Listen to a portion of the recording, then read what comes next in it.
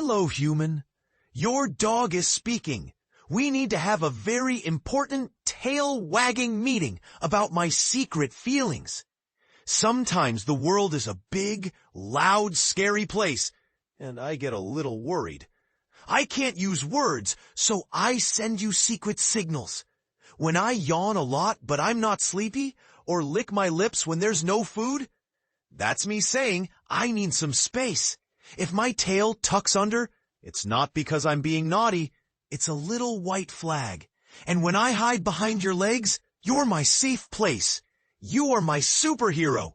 Just a calm voice and a gentle pet makes everything okay. Now, how about a reassuring cuddle?